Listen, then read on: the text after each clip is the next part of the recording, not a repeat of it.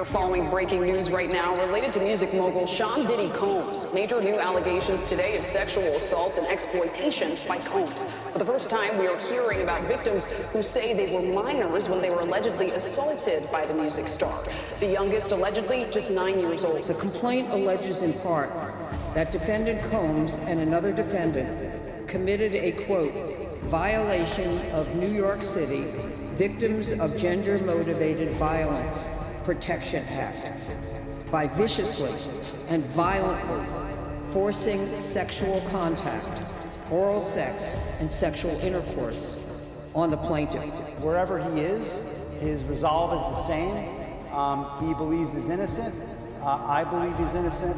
And we're going to fight this case with all of our might until we don't have to fight any longer. Some of the hardest parts of this pain are the shame and the guilt I have experienced that plays a negative part in my day-to-day ability to function properly. And they usually do not indict someone, especially someone of this kind of public magnitude, without having all their ducks already lined up. So I imagine it is a very serious case.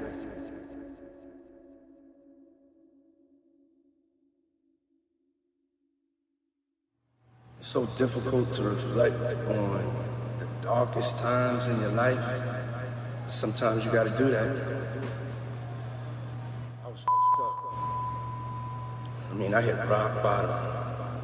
In November 2023, the singer Cassie, real name Cassandra Ventura, filed an explosive federal lawsuit against her former partner Sean Diddy Combs, claiming he had been physically and sexually abusive throughout their relationship. The complaint alleged that Combs' abuse ranged from beating Ventura and forcing her to have sex with other men to raping her at her home in 2018. The rapper settled the lawsuit within a day. But it didn't end there. This was a situation that the rapper couldn't simply buy his way out of. Since then, over 24 men and women have sued Combs, accusing him of a wide range of abusive behavior, including sexual harassment, rape, non-consensual pornography, and sex trafficking. The situation escalated in March when federal agents raided Combs' properties in Miami and Los Angeles. And then on September 16th, federal agents arrested Combs at a Manhattan hotel following a grand jury indictment.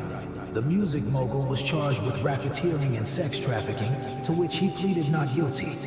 A judge ruled that he be held without bail until trial.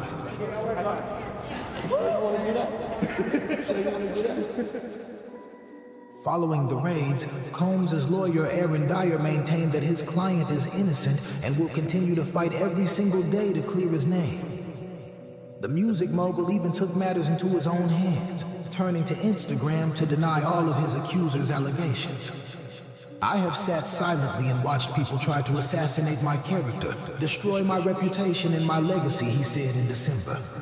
Sickening allegations have been made against me by individuals looking for a quick payday. Let me be absolutely clear. I did not do any of the awful things being alleged. However, anyone's doubts about the hip-hop mogul's guilt were swiftly diminished in May, when CNN published graphic security footage showing Combs assaulting Ventura in a hotel back in 2016. Viewer warning for content displaying domestic violence. New surveillance footage obtained exclusively by CNN appears to corroborate some of the allegations of abuse against music mogul Sean Diddy Combs. The video, captured on multiple cameras, shows Combs assaulting his then-girlfriend Cassie Ventura in a hallway at a Los Angeles hotel in March 2016. A lawsuit filed by Ventura in November last year and settled the next day referenced actions that seem to match those seen in this video. According to the complaint, Combs became extremely intoxicated and punched Miss Ventura in the face, giving her a black eye, which, according to the lawsuit, prompted Ventura to try and leave the hotel room. The surveillance video begins as she enters the hallway. The complaint says, as she exited, Mr. Combs awoke and began screaming at Miss Ventura. He followed her into the hallway of the hotel while yelling at her. The complaint goes on to say, he grabbed at her and then took glass vases in the hallway and threw them at her. The video lines up closely with the allegations in Cassie's suit, further cementing her claims and diminishing any doubts that may have been left in the public's mind about whether or not she was telling the truth. So often, survivors of domestic abuse aren't believed until physical evidence is provided. Hey, brother love, brother love. And just like that, the reputation of one of hip-hop's music moguls was destroyed. Social media was littered with jokes about baby oil and think pieces about how one man was able to get away with abuse for so long without getting caught. Was it his wealth? His power? Who else knew about what was going on and chose to stay silent? A magnifying glass was placed on all of the celebrities and staff who had associated closely with Diddy over the years as people began to question just how innocent they could have been. Was this all just one big open Hollywood secret? But in order for us to truly understand how Diddy was able to get away with his crimes for so long, we have to go back. Way back to the 90s when Sean Combs was not yet the superstar rapper and producer he is today, but was just a kid from Mount Vernon trying to make it big. By whatever means necessary. I'm a savage! Oh! I'm a savage! Whatever I want, I'm going to get! Whatever I want, I have to get!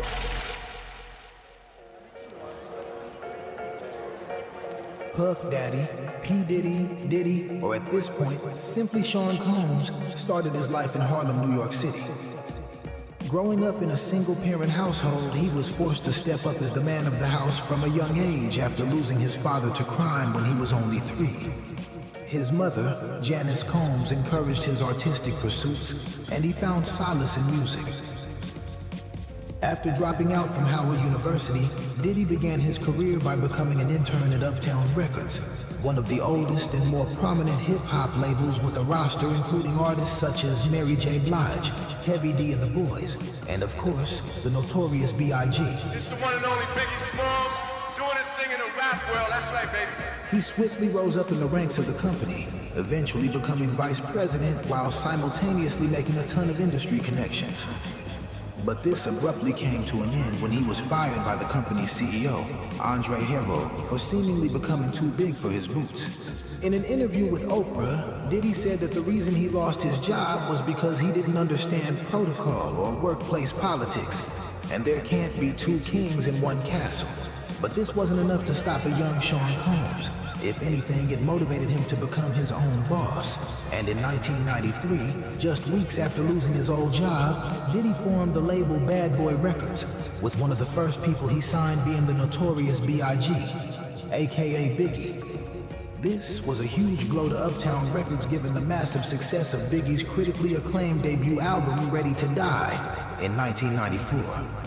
Diddy's career and reputation as a record executive and producer continued to grow during the early to mid-90s, working with artists such as Mariah Carey, Mace, TLC, Aretha Franklin, and so many others. His stamp on the music industry during this era was undeniable, and out hit after hit, and by 1997 the company had generated over $100 million in record sales.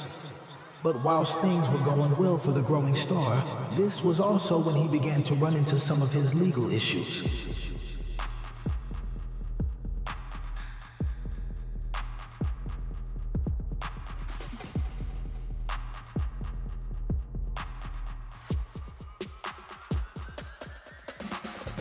Around this time, a young artist named Tupac had just released his second studio album via TNT Recordings and Interscope Records and was slowly beginning to become a household name. Yeah, I like to think I'm revolutionary.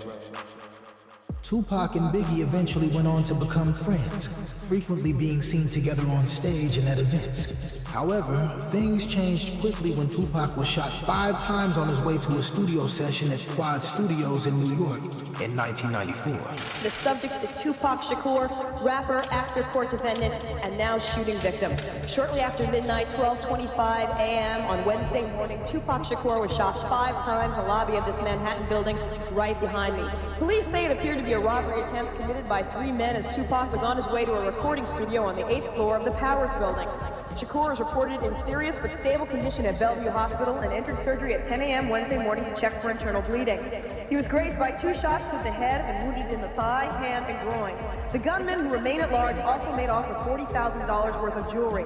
Shakur's lawyers, who are downtown awaiting the jury's verdict on sexual assault charges against Tupac, say the shooting looks like a setup and smells like a setup.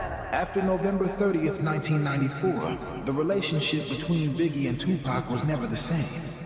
Rumors about who was behind the shooting and speculation about the whole thing being a setup began circulating. But none of this mattered because in the eyes of Tupac, it was Biggie who set him up. They said that. And thus, the West Coast versus East Coast beef began. This is also when suspicion about Diddy's involvement started to circulate for a number of reasons. After the shooting, Tupac was facing prison time for a sexual assault case and had to turn himself in, which he did on December 23rd, 1994. Whilst locked up, Biggie repeatedly stated in interviews that he had nothing to do with it and wished for Tupac's freedom, but Pac wasn't buying it. He thought that, just like all the other East Coast rappers, he was putting up a front for the media, and if he really cared, he would have come to visit him in prison.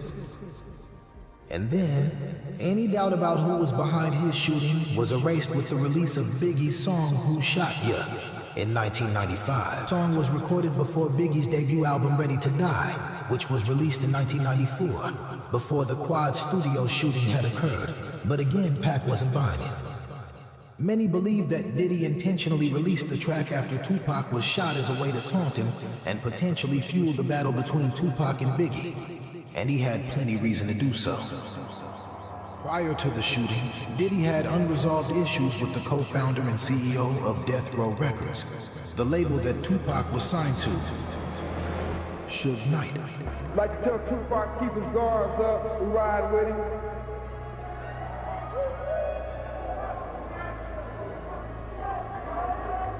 And one other thing I'd like to say, any artist out there want to be an artist and want to stay a star, don't have to worry about the executive producer trying to be all in the video, all on the record, dancing. Come to Death Row.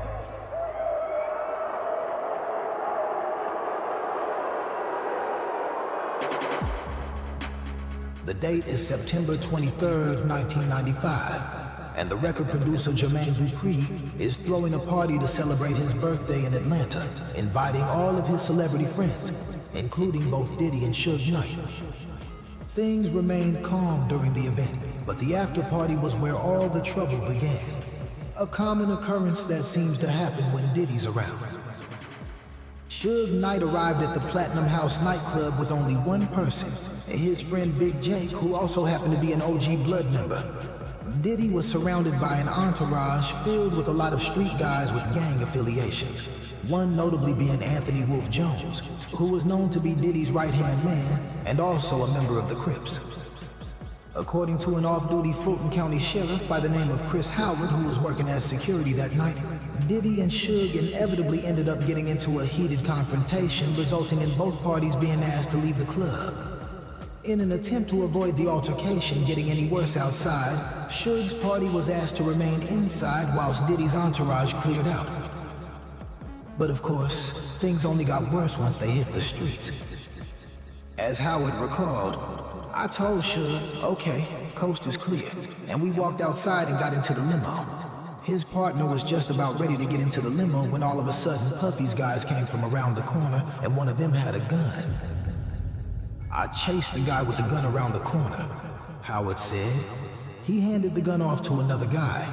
It was a .45. By the time I got back out front, that's when the guy took a shot at Suge's partner. He shot him 2 or 3 times. Howard said he had drawn his weapon but couldn't fire because a crowd had gathered outside the club. He said he saw the shooter jump into a car carrying Cobb's associates. I couldn't see who was driving, but all the guys who were with Puffy ran to the car when the shooting took place, Howard said. Then the shooter jumped in and they drove off. 15 minutes later, the police arrived, but by that point, the shooter was nowhere to be found and no weapon was ever recovered. The victim, Jake Robles, also known as Big Jake, died in the hospital a few weeks later. A lot of speculation followed that night over who actually shot Big Jake, but Jermaine Dupri and many others believed it was Wolf who took the fatal shot. This was the night that officially turned a competition in hip-hop to a full-blown beef. With Bloods and Crips now involved in the beef, things turned violent quickly, and over the following year, a lot of blood was shed, including the blood of the superstar of death row, Tupac, and eventually the legendary Notorious B.I.G.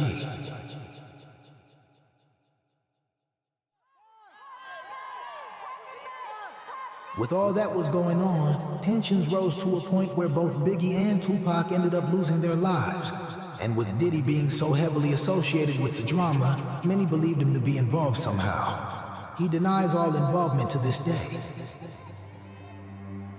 Regardless, this is just one example of Diddy's nefarious activities. If we delve even further into his past, we begin to see a pattern of violence.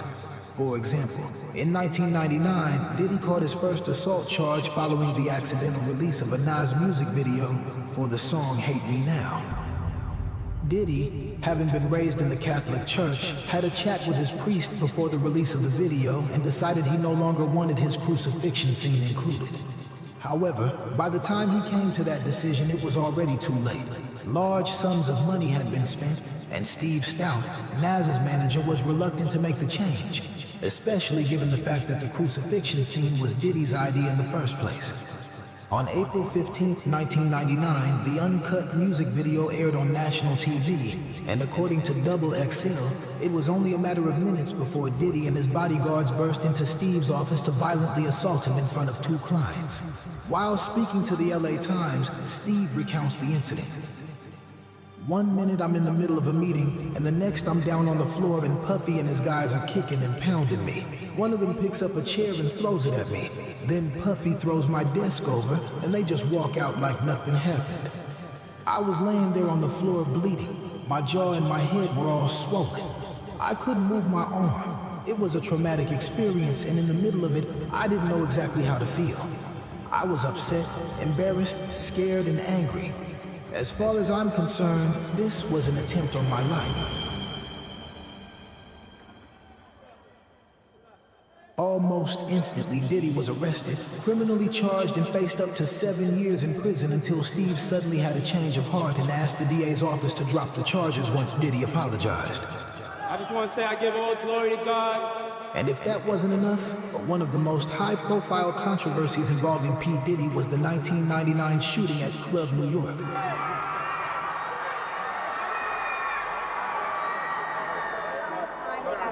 On December 28, 1999, Sean Combs and then-girlfriend Jennifer Lopez had been celebrating a soon-to-be-released album by Shine, a.k.a. Jamal Barrow, the rap mogul's 21-year-old protege at Midtown's Club New York. September 26th, album coming out. Number 8 on Jams right now. Request that so I can be number 1, all right? They were leaving when Combs, carrying a bottle of champagne, accidentally jostled one of the club's patrons, knocking a drink out of his hand. The man, Matthew Allen, a street tough known as Scar, responded with a shove. Things escalated. One of Allen's companions allegedly threw a stack of money in Combs' face, and shots were fired, leaving 3 people injured. Combs and Lopez were arrested fleeing the scene in a Lincoln Navigator with a gun in the trunk. J-Lo was quickly absolved, and although witnesses said they'd seen Combs with the weapon, and his driver testified that his boss had bribed him to claim ownership, his legal team, including Johnny Cochran, created enough doubt that Combs was acquitted too. I don't know if you know this judge, but this person, Jennifer Lopez, is a very famous actress. One lawyer pointed out. To think Mr. Combs is walking around with her with a loaded gun. It's so ridiculous that it stretches the imagination. In the end, it was Shine who served almost 9 years for assault, gun possession, and reckless endangerment, though he did so angrily, claiming Combs had sold him out to save his own skin. After his acquittal, Combs changed his nickname to P. Diddy in hopes of putting the past behind him. But the case still casts a shadow over his reputation to this day. Classic. Stay classic. This was just another example of Diddy's involvement in shady situations. it seems that his abusive past has always been one of the industry's worst kept secrets. And it's important to note here just how popular and powerful Diddy was becoming at this point.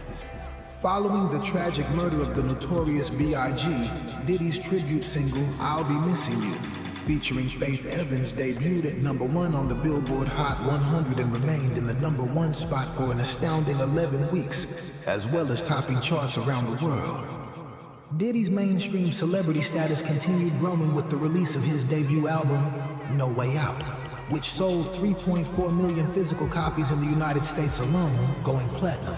He even managed to earn 5 Grammy nominations for this album in 1997, going on to win for Best Rap Album.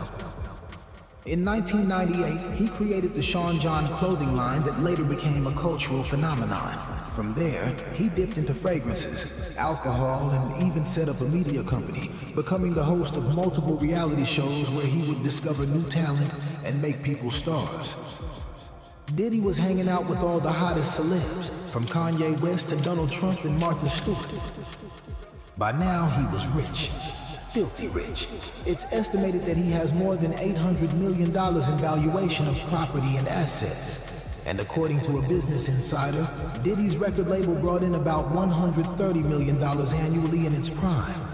It's safe to say that his lifestyle was nothing short of lavish, and with all of his fame and wealth, he became known for putting on some of the most extravagant parties for his celebrity friends. But once the main party had ended and the majority of the guests had gone home, this is allegedly where the more obscene activities would begin, better known as freak-offs. During these freak-offs, another side of Combs would come out, and it was only a matter of time before the true Diddy was exposed for the world to see.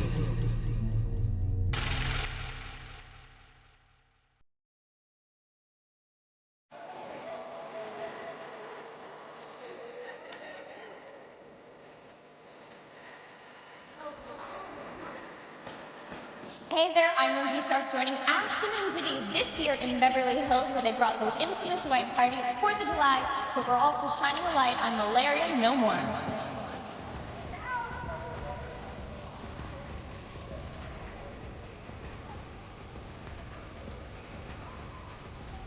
A Sean Diddy Combs party invitation was once the ultimate Hollywood pass, with guest lists featuring A-listers like Justin Bieber, Mariah Carey, Paris Hilton, and Jennifer Lopez. These events were a star-studded affair. Even Jay-Z and Beyonce have used Diddy's parties to debut new music. Oh man, it was like maybe over a decade ago. So I moved to a new neighborhood and they were like, well, what's this guy doing moving here in East Hamptons? And you know, and he has this estate on the water, what's going on? And so I said, everybody, come on over to the house so y'all get to know me. Let me invite some of my friends from Harlem, from 145th Street. Let me mix y'all together so y'all know you ain't got nothing to be afraid of. You ain't got to hold your pocketbooks tight or nothing when I'm jogging in the neighborhood. And you know, then it was history. Everybody became friends. And a lot of people, really kept friendships from that. It was something that I just did every summer, in the Hamptons, and I took it overseas to San Tropez, and then I brought it here to LA. And, Why did you decide to bring it to LA this time around? I was out here shooting a movie and just out here meeting new people, and really also it was just the prime place to do because of, Ashton's located here, and to do the whole malaria no more. Oh, well, I've never been to the white party before, and this is definitely a big way to spend 4th of July. I can't imagine it any other way, but being in New York all the other years, and just seeing the fireworks and everything, LA was just a change of scenery, so I'm excited about it. Lastly, what makes Ashton and Diddy the perfect hosts for the day? They're just a dynamic duo. They're big together, so I don't know. I'm excited to see what's inside. I don't know what's gonna happen.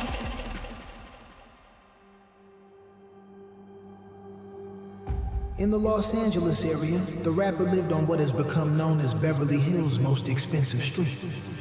The high fences allow celebrities to hide from prying eyes, and Hugh Hefner's Playboy mansion sits only a few doors down. Diddy's mansion in Beverly Hills was one of several venues he used to host his annual White Party, a flagship event which he held from 1998 to 2009. He began the parties in New York's exclusive Hamptons area with a strict all-white dress code, bringing together East Hampton's old money elite and the rising stars of hip-hop. Mr. Combs once described the parties as a way to break down racial and generational barriers. But the hottest party of the year was a facade that allowed sinister conduct according to recent lawsuits. In a lawsuit, a man, who was 16 years old at the time, described the thrill of getting to attend Mr. Combs' first white party in 1998. Walking into the Hamptons mansion, he saw celebrities and entertainment executives left and right. In the lawsuit, he said he believed the party could open doors to a music career. He said he was on his way to the bathroom when he ran into the rapper. They started talking and then moved to another more private area. That's when Mr. Combs said the teen had the right look and he could turn anyone into a star, the lawsuit states. Then things took a dark turn. Mr. Combs abruptly ordered the then teenage boy to drop his pants so that Mr. Combs could examine and touch him, the lawsuit alleges. According to the lawsuit, Mr. Combs said it was a rite of passage and the route to becoming a star. It also claims that he said it was a way for him to prove himself, asking the teen, "Don't you want to break into the business?" As more and more people come out with claims against Mr. Combs, the internet has begun to draw links between some of the recent allegations and what some would describe as suspicious relationships with a couple well-known artists who were frequently around Diddy in the earlier stages of their careers. That's why I don't be going to the puffy parties. They can hug you from the front and the back at the same time. P. Diddy be wanting to party, and you gotta tell him no. You got to tell him no. In August 2016, R&B legend Usher appeared on the Howard Stern show where he described some of his earliest years in the music industry. At just 15, Usher was already collaborating with established executive Sean Combs, who was happy to co-produce the young artist's self-titled album in 1994. But this didn't simply end as a business relationship. It seems that the pair seemed to get very close, as Usher told Howard that he lived with the mogul for up to a year without his parents even knowing. Diddy introduced Usher to an entirely new world, he said, one that was wildly inappropriate for someone who was as young as Usher was at the time. Remember, Usher was just a teenager and Diddy was well into his 20s. In the 90s, do you understand what that's like? Puffy's place was like just filled with chicks and orgying like nonstop, right? No, not really. I mean, but hey, it was curious. I got a chance to see some things. Yeah, but you were 13. What were you seeing? I went there to see the lifestyle. Right. And I saw it. In fact, in a 2004 interview with Rolling Stone, Usher revealed that Diddy had shown him a totally different set of things, specifically when it came to sex. Girls were always around, Usher explained. You'd open a door and see somebody doing it, or several people in a room having an orgy. You never knew what was going to happen. Fast forward 12 years and Usher's testimony hasn't changed a bit. It was during this interview that Usher confirmed once more that he got a chance to see some interesting things whilst living under Diddy's roof. And despite being a child, he was exposed to an explicit lifestyle he couldn't understand. Finally, Howard asks if he'd ever send his own kids to Puffy Flavor Camp, and Usher's immediate response to this question tells us all we really need to know. You're a dad now. Would you ever send your kid to Puffy Camp? Hell no. But it wasn't just these videos that were re-emerging in the public psyche. A couple YouTube videos featuring a 15-year-old Justin Bieber was suddenly making rounds on the internet in light of Diddy's recent allegations.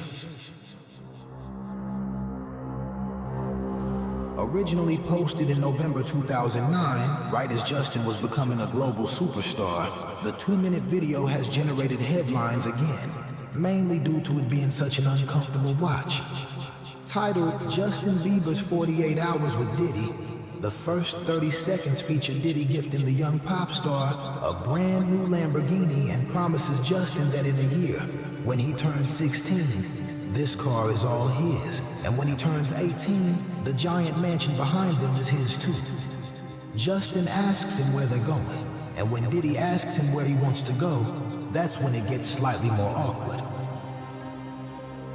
Some claim that people are reading too deeply into things, but given all the allegations against Diddy, there's good reason to believe that something shady may have been going on. Check this out, yo. Justin, you ever seen the movie 48 Hours? Right now, he's having 48 hours with Diddy, him and his boy. They're having the times of their lives, like, you know, where we hanging out and what we doing. We can't really disclose, but it's definitely a 15-year-old's dream. The implications that a grown man like Diddy is about to go out and help a teenager find girls is pretty odd at face value. This could have all been some sort of harmless promo for Diddy's album or some sort of project. However, given the mountain of allegations against Diddy, it makes sense why all of these videos have come back under public scrutiny.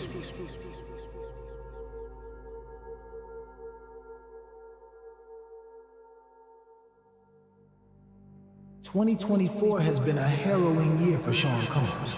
2 years ago, the rap musician and mogul threw a lavish 53rd birthday party at his $61 million mansion in Beverly Hills. A host of stars lined up to toast his career, with a guest list that included Travis Scott, Mary J. Blige, Chris Brown, and Machine Gun Kelly. Fast forward to 2024, and his career is on the ropes. In a case filed in New York, the star has been accused of kidnapping, drugging, and coercing women into sexual activities, sometimes through the use of firearms and threats of violence. The same Los Angeles mansion that hosted his birthday party was raided by police in March. There, officers seized supplies that they say were intended for use in orgies known as freak-offs, including drugs and more than 1,000 bottles of baby oil. Mr. Combs has denied all the charges, entering a not guilty plea on Tuesday, the 17th of September. The federal government is very deliberate in when they bring criminal charges. And for them to be executing this warrant now, I imagine this investigation has been going on for months or longer. And they usually do not indict someone, especially someone of this kind of public magnitude, without having all their ducks already lined up. So I imagine it is a very serious case. The court case comes after a year in which the musician has faced lawsuits from a number of women. Let's rewind to see where his current court situations begin.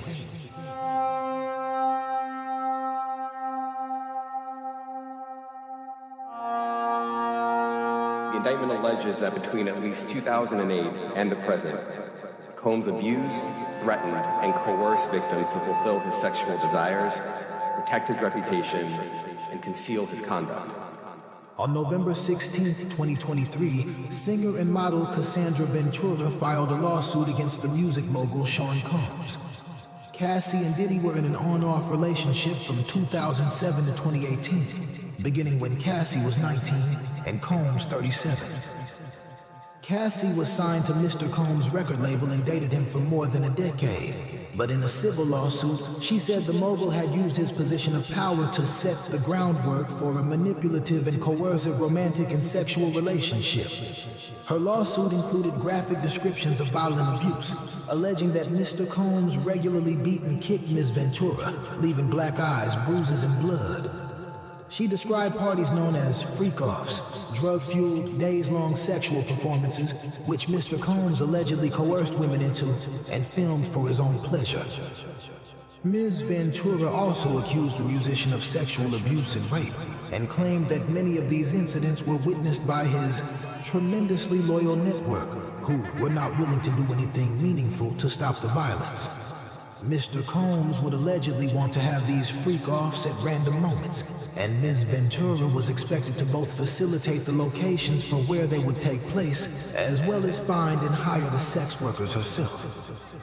Cassie even recalls an alleged instance where she was cornered by his security, who forced her to leave her friends at her 29th birthday party to have a spontaneous freak-off with Diddy at a nearby hotel, despite expressing clearly that she didn't want to go.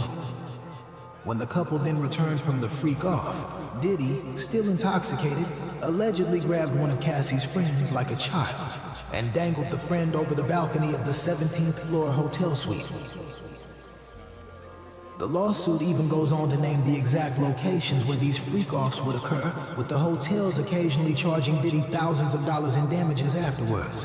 She was forced to use websites and escort services to find male sex workers, specifically instructing her to search for terms like large black penises on the website, as the lawsuit asserts. It goes on to say that Mr. Combs would always supply Miss Ventura and the sex workers with copious amounts of drugs before and during the FOs, including cocaine, GBH, ketamine, marijuana, and alcohol in excessive amounts, which would allow her to disassociate during these horrific encounters whilst Diddy would masturbate to Cassie having intercourse with other inebriated sex workers.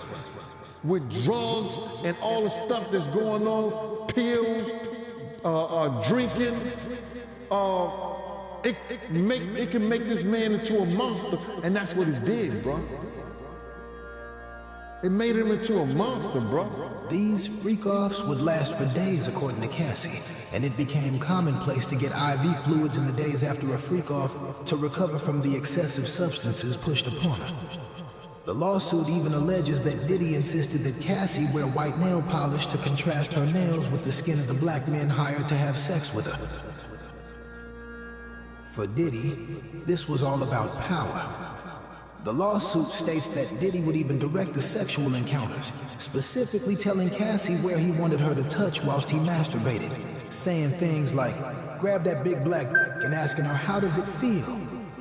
As the lawsuit puts it, Diddy treated the forced encounter as a personal art project, adjusting the candles he used for lighting to frame the videos he took. Diddy would constantly leverage his power and influence in the music industry to get whatever he wanted. He even insisted that Cassie refer to him as Pop Pop, upon learning that was the nickname she gave her grandfather. Remember, there's an 18-year age gap between these two, and Diddy made it clear who was in control. The pair met in late 2005 or early 2006, after he heard Cassie's first single playing in a club and expressed interest in signing her to his Bad Boy Records label.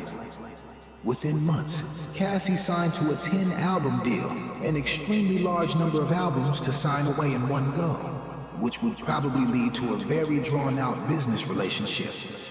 Mr. Combs would constantly flaunt his authority and status and assert possession and control over her, to the point where almost all aspects of Ventura's life were controlled by either Mr. Combs or his management companies. This, tied with the fact that Cassie was given a constant supply of drugs and pills out in the open, quote, like candy, explains how Diddy was able to maintain control over Ms. Ventura for so many years, starting in 2008. Many people have seen similarities with this and the tactics used by another famous abuser, Jeffrey Epstein, who also drugged the many girls he kept around. The next decade of Cassie's life was spent trapped in a vicious cycle of violence, abuse, and sex trafficking, according to the suit. The lawsuit also alleged that Mr. Combs went as far as to destroy a car belonging to U.S. rapper and actor Kid Cudi to dissuade him from dating her. In 2011, Cassie entered into a brief relationship with Kid Cudi, real name Scott Ramon Seguro Mescuti, and would often seek refuge at his home to escape the wrath of Diddy. However, upon stealing her phone and finding an email exchange between Cudi and Cassie, Diddy became enraged, unable to control his temper, and attempted to attack Cassie with a sharp corkscrew lodged between his fingers. She managed to escape to Cudi's house that night, ultimately returning later once she felt as though she could never outrun Diddy. The lawsuit then alleges that he hit her and kicked her in the back as she tried to escape again. Her parents later took photos of her bruises from this incident, and after a few months, Diddy allegedly told Cassie that he was planning to blow up Kid Cudi's car and wanted to be sure that Cudi was home when it happened. Sure enough, in February 2012, Kid Cudi's car exploded in his driveway. This is just one example of the lengths in which Diddy would go to maintain his control and dominance.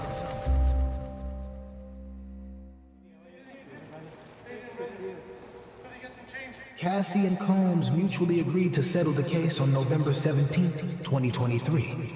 4 days after filing her lawsuit, Cassie asked the court to dismiss her entire case with prejudice, which meant that her claims could not be filed again. Speculation over why they settled so quickly dominated the news over the following weeks. Was she paid off? Why didn't he want to face her in court? Was this an admission of guilt? Regardless of the reasons for settling, doing so didn't mean an end to Diddy's legal problems. If anything, Cassie's case opened the floodgates for lawsuits against Diddy.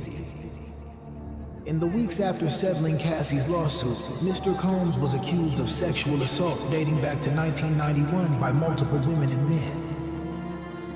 One of the more prominent cases came from Rodney Jones Jr., better known as Lil Rod, a record producer from Chicago who filed a 105-page federal complaint against Combs on February 2nd, 2024, accusing him and the people who work with him of being part of an illegal racketeering enterprise.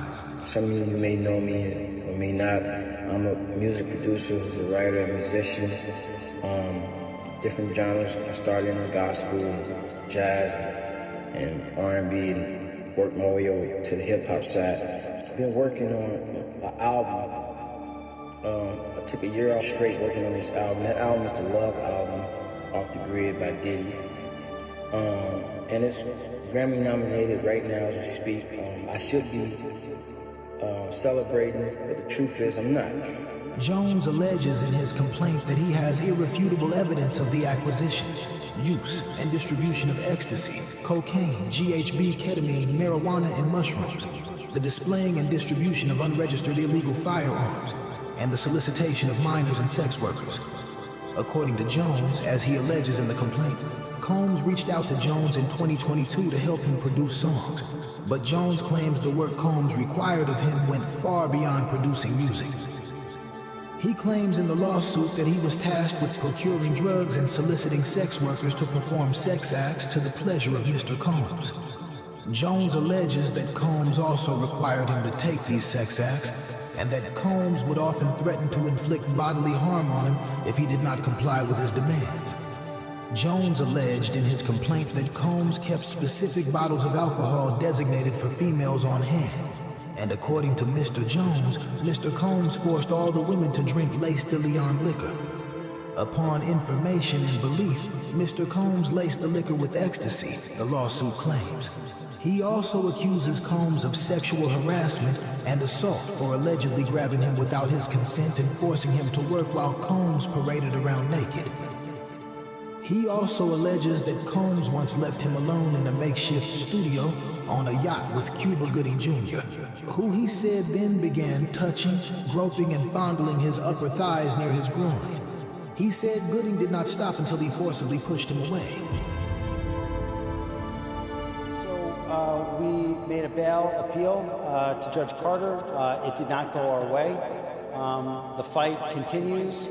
We're not giving up by a long shot. I told Mr. Combs I'm going to try and get his case to trial as quickly as possible. He's ready. He's focused. He has been ready to defend this case since he first found out about this case. Nothing has changed from his perspective. I obviously would much prefer to fight this case with him out of jail, and we are going to try to bring that about through additional legal process. Wherever he is, his resolve is the same.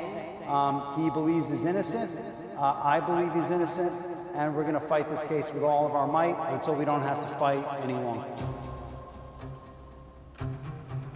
Following Jones's claims, Combs' attorney Sean Hawley provided a near identical statement he provided to the New York Times on February 26, 2024.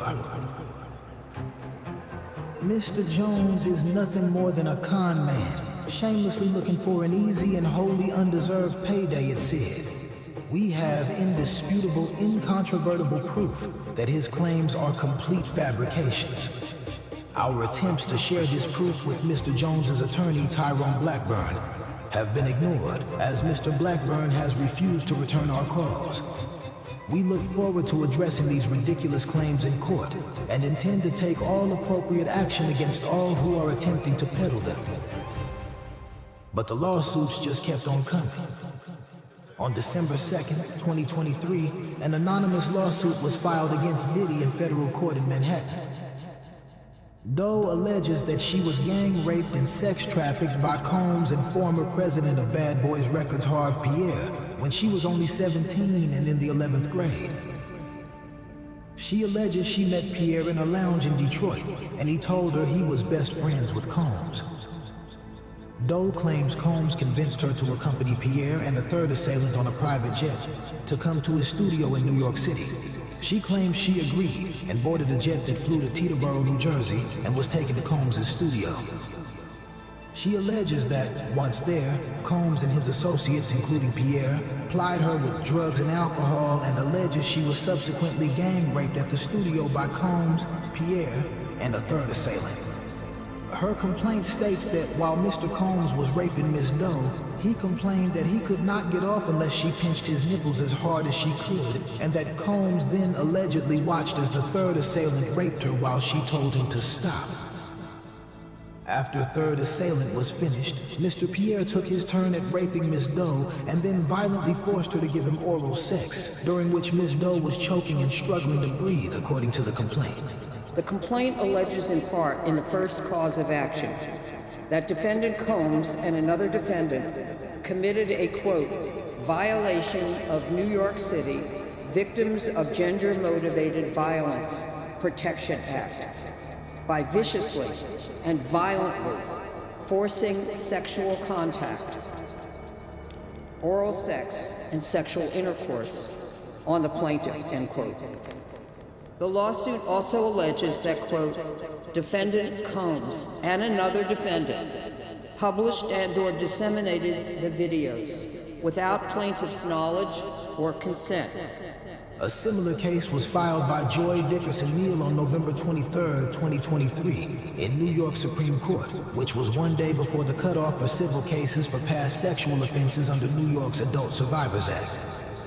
In her 22-page complaint, Dickerson alleges that she met Combs after she had appeared in a music video with him while she was a student at Syracuse University. She claims she later agreed to go out to dinner with him on January 3, 1991, while on school break. During their date, Dickerson alleged that Combs intentionally drugged her. She accused Combs of sexually assaulting her and video recording the sexual assault, according to her complaint. Days later, a male friend allegedly revealed to her that he, along with other men, had viewed the sex tape. She asked her friend who had seen the tape, and her friend allegedly told her everyone. Dickerson claims from that point her life went into a tailspin, and after returning to college, she had to be admitted to the hospital for severe depression and suicidal ideation. Dickerson claims she has suffered a lifetime of injuries from being drugged, sexually assaulted, and abused. The internal pain after being sexually assaulted has been incredibly deep and hard to put into words. It goes beyond just physical harm caused by and during the assault. Some of the hardest parts of this pain are the shame and the guilt I have experienced that plays a negative part in my day-to-day ability to function properly. Being blamed, questioned, and threatened has often made me feel worthless.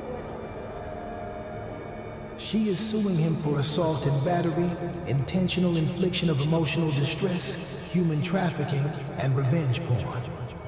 Through a spokesperson, Combs denied and rejected the claims of misconduct.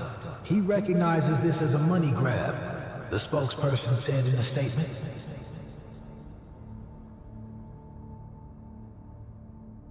About your own style, you're well known for your style, you look fantastic. Yeah. I mean, your style has evolved. Yeah, I think my style has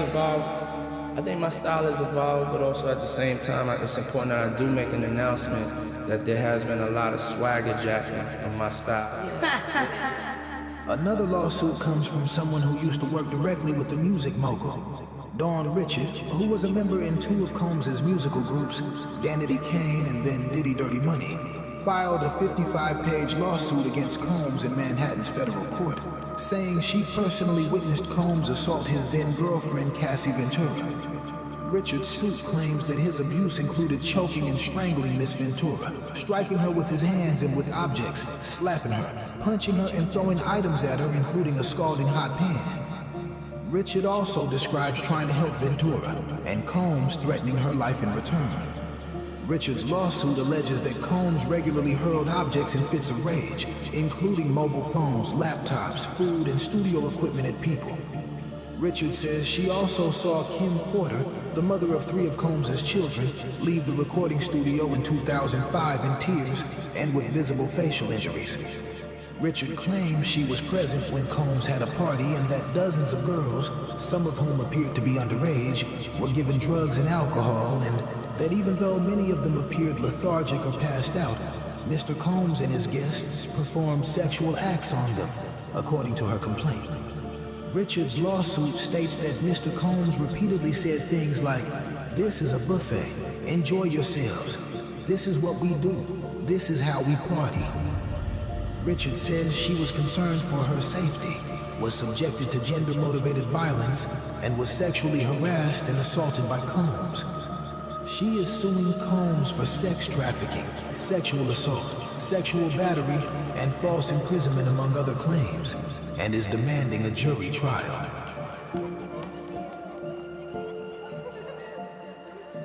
And Diddy wasn't the only Combs family member that was facing legal trouble. Accusations were made against his son, Christian Combs, too. Sean Combs' 26-year-old son, Christian King Combs, is being sued for sexual assault, battery, and intentional infliction of emotional distress, among other allegations. The 31-page lawsuit brought by Grace O'Marquet claims that she was sexually assaulted while working as a yacht deckhand for the family during Christmas break in 2022 in the Caribbean.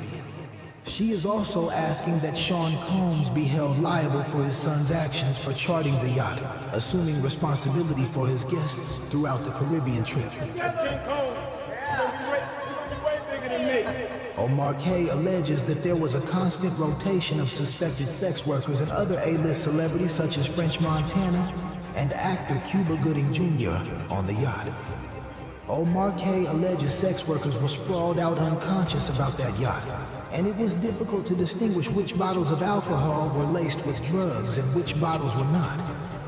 In the early morning of December 28, 2022, a heavily intoxicated Christian Combs physically assaulted her, according to her complaint.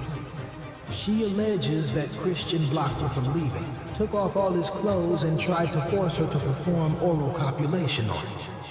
O'Marquet is suing Diddy, blaming him for fostering an environment of debauchery filled with suspected sex workers, violence, alcohol allegedly laced with drugs, and disrespect for crew.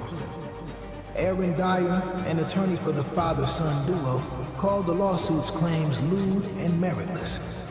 This complaint is filled with the same kind of manufactured lies and irrelevant facts we've come to expect from Blackburn, he said, referring to the lawyer also representing Rodney Jones.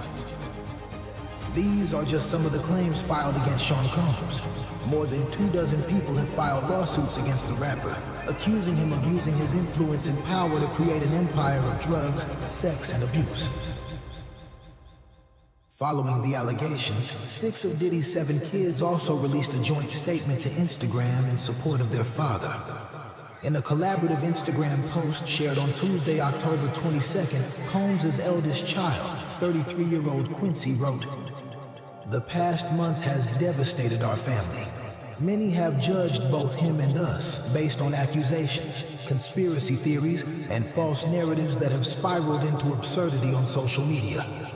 We stand united, supporting you every step of the way. We hold on to the truth, knowing it will prevail, and nothing will break the strength of our family. We miss you and love you, Dad."